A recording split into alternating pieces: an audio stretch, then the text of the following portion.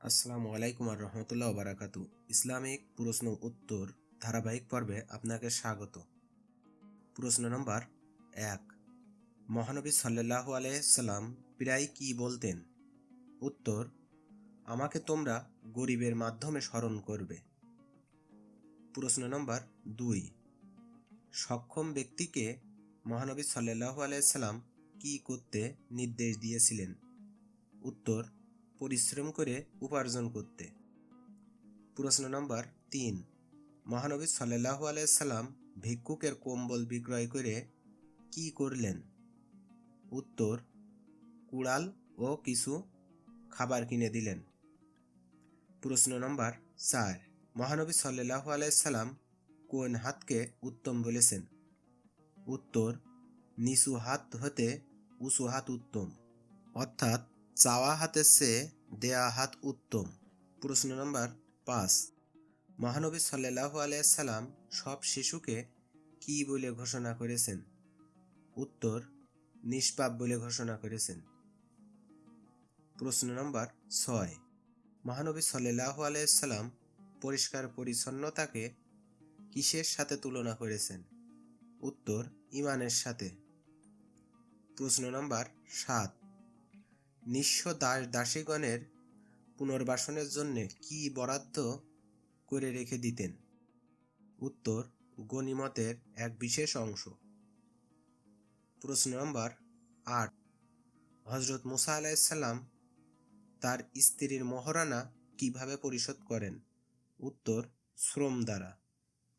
প্রশ্ন নম্বর 9, মহানবী সাল্লাল্লাহু আলাইহি সাল্লাম কোন শিশুর অকাল মৃত্যুতে অশ্রু সংবরণ করতে পারেননি? উত্তর, আপন শিশুপুত্র ইব্রাহিমের মৃত্যুতে। প্রশ্ন নম্বর 10, রোমের সম্রাট হেরাক্লিয়াস ইসলামের দাওয়াত পেয়ে কি করেছিলেন? উত্তর, ইসলামের দাওয়াত সাদরে গ্রহণ করেছিলেন, কিন্তু রাজনৈতিক কারণে ইসলাম গ্রহণ করেননি। প্রশ্ন নম্বর 11, হুনাইনের যুদ্ধে শত্রুদের কি কি সম্পদ মুসলমানদের হস্তগত হয়? উত্তর, 8,000 উট, 40,000 মেষ, বহু সমর উপকরণ এবং 4,000 রৌপ্য মুদ্র। প্রশ্ন নম্বর 12, কার নেতৃত্বে আওতাসের যুদ্ধে মুসলিম বাহিনী অগ্রসর হয়েছিল? উত্তর, আবু আমের আশআরির। প্রশ্ন নম্বর 13, ইয়ামানের হামদান গোত্রের কাছে কাকে মহানবী সাল্লাল্লাহু আলাইহি সাল্লাম ইসলামের দাওয়াত নিয়ে পাঠিয়েছিলেন? উত্তর, হযরত আলী রাদিয়াল্লাহু তাআলা আনহুকে। প্রশ্ন নম্বর 14, মহানবী সাল্লাল্লাহু আলাইহি সাল্লাম কত হিজরিতে ইয়ামানের মাজহাজ গোত্রের কাছে লোক পাঠিয়েছিলেন? উত্তর, 10ম হিজরিতে। প্রশ্ন নম্বর 15, নাজরানের লোকেরা কোন মূর্তি পুজো করত? উত্তর, মাদান। প্রশ্ন নম্বর 16, বাহরাইন কোন সাম্রাজ্যের অন্তর্ভুক্ত ছিল? উত্তর, পারস্য। প্রশ্ন নম্বর 17, দান, খয়রাত, ফিতরা মহানবী সাল্লাল্লাহু আলাইহি সাল্লাম কেন প্রচলন করলেন? উত্তর, দুঃখী কাঙ্গালীদের দান করার জন্য। প্রশ্ন নম্বর 18, হযরত আলী রাদিয়াল্লাহু তাআলা আনহুকে কোথায় শাসনকর্তা নিযুক্ত করা হয়েছিল? উত্তর, ইয়ামামার শাসনকর্তা নিযুক্ত করা হয়। প্রশ্ন নম্বর 19, অমুসলিমদেরকে কি কর দিতে হতো? উত্তর, জিজিয়া কর। প্রশ্ন নম্বর 20, যে ব্যক্তি প্রশাসক হবেন তিনি কি কি খরচ পাবেন? উত্তর, পত্নী, চাকর ও বাসস্থানের খরচ। প্রশ্ন নম্বর 21, মদিনার পার্শ্ববর্তী এলাকাসমূহের প্রশাসনিক কার্য কে সম্পাদন করতেন? উত্তর, মহানবী সাল্লাল্লাহু আলাইহি সাল্লাম নিজেই। প্রশ্ন নম্বর 22, মহানবী সাল্লাল্লাহু আলাইহি সাল্লাম পতিত জমি কি করতেন?